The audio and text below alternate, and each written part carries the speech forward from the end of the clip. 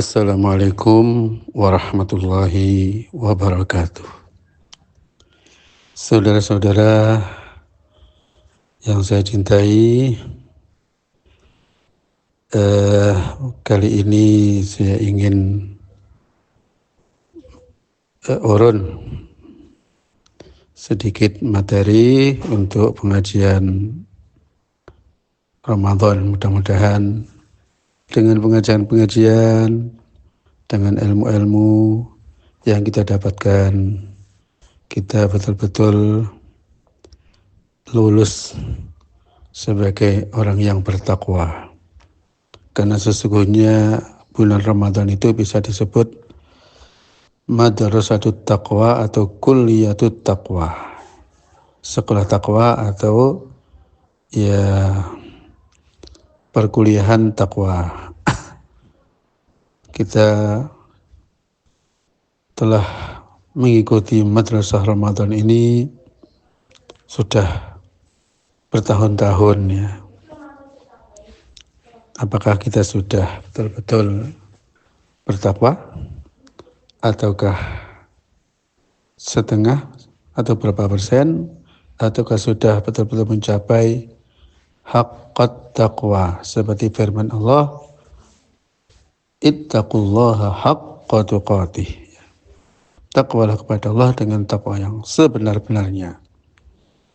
Sedangkan Ramadan ini dijadikan sebagai sekolah takwa. Kalau terus-terusan nggak lulus, bandingkan kalau nggak lulus sekolah itu ya sekali nggak lulus sudah gimana ya. Apalagi kalau terus-terusan nggak lulus ya. Di antara materi yang bagus adalah kisah-kisah yang mengesankan. Ada dua kisah yang mengesankan. Yang satu ini sepertinya sudah sering diceritakan ya. Kita sudah sering dengar. Yang satunya sepertinya tidak begitu populer ya. Tapi lebih seru daripada yang pertama. Yaitu kisah dua orang yang sama-sama namanya Sa'labah ya. Kedua-duanya hidup pada zaman Nabi Muhammad SAW. Yang satu awalnya sangat bagus, tapi berakhir su'ul khotimah. Yang satunya tidak tahu awalnya bagaimana. Yang jelas itu puncak daripada husnul khotimah. Ceritanya nanti dulu, sekarang nama Sa'labah. Sa'labah itu kan muannas ya, yang artinya Sa'labah itu musang atau istilah Jawanya itu hewan yang rendah, yang hina lah gitu ya. Yang suka makan-makan ayamnya orang itu apa ya.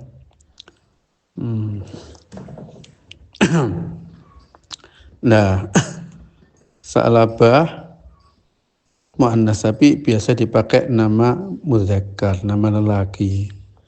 Nama-nama di Arab itu banyak sekali nama bentuknya muannas tapi nama lelaki. Seperti Usama, seperti Tolha, seperti Ubaidah, ya, dan masih banyak lagi ya. Orang Arab dulu pakai nama itu gampang-gampangan saja. Justru yang banyak dipakai adalah nama-nama hewan. Ada orang namanya Jahash, yang artinya himar ya. Ada orang namanya Kalb, namanya anjing. Ada namanya Asad, Fahad, Usama, yang semuanya itu artinya adalah harimau. Ini adalah nama-nama yang dipakai sebelum Islam ya. Tapi setelah Islam ya sudah tidak ada lagi ya. Nama itu ya yang banyak itu Muhammad, Ahmad ya, Abdullah, Abdurrahman, sampai nama Muhammad dipakai nama berpuluh-puluh orang ya, sama-sama tidak masalah ya. Kalau di Indonesia nama itu ya seperti Soleh, Mahmud gitu ya. Nama yang terdiri dari sifat yang terpuji-terpuji.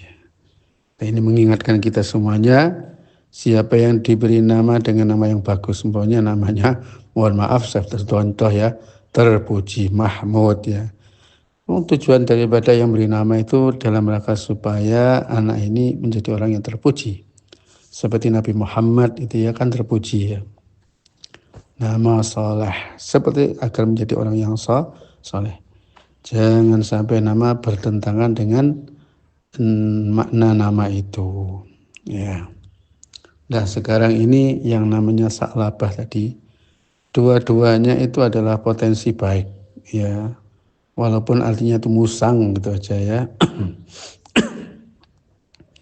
Nah, sekarang ini di pondok pesantren santri-santri yang menghafal Quran itu ya, ada yang nama-namanya itu ya tidak nama Islami ya, tapi kok hafal Quran kok cek cepet ya, kok cek lancare, cek api are. Iya, nama apa artis-artis gitu loh ya. Ya. Sebaliknya yang namanya ya Allah namanya sangat-sangat bagus ya. Nah jadi kok cek angel ya. Ya enggak apa-apalah ya.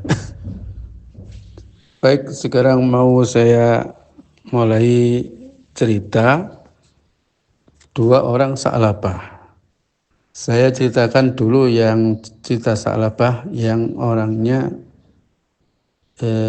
husnul khotimah. Dia termasuk orang yang khidmah di rumah Rasulullah Sallallahu Alaihi Wasallam. Ada beberapa orang, nggak tahu jumlahnya lah. Di antara Anas bin Malik ya, di antaranya lagi mungkin Abdullah bin Mas'ud, di antaranya lagi ini orang namanya Sa'labah ya.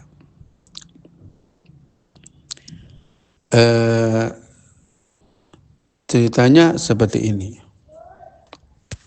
Pada suatu hari Rasulullah itu mengutus salah seorang khotimnya yang namanya Sa'labah. Diutus untuk ke suatu tempat, untuk suatu urusan. Berjalanlah dia keluar dari rumah Rasulullah melintasi rumah-rumah kaum Ansar. Tiba-tiba secara tidak sengaja beliau itu menoleh ke suatu arah rumah daripada kaum Ansar. Tiba-tiba rumahnya itu sedang terbuka. Entah tidak disengaja barang kena angin atau terbuka ya. Sedangkan di dalamnya ada perempuan yang mandi dengan telanjang. Bagaimana seandainya kita melewati seperti itu innalillahi apa alhamdulillahi atau Allahu Akbar ya.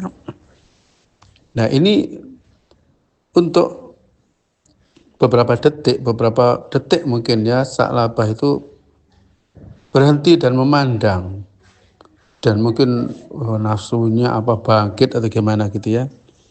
Tiba-tiba sadar sebagaimana sifat orang yang bertakwa, walladzina idza fa'alu fahishatan aw dzalamu anfusahum dzakarullaha fastaghfiru lidzunubihim. Orang-orang yang bila melakukan suatu dosa besar ya, atau zalim langsung ingat kepada Allah dan langsung istighfar.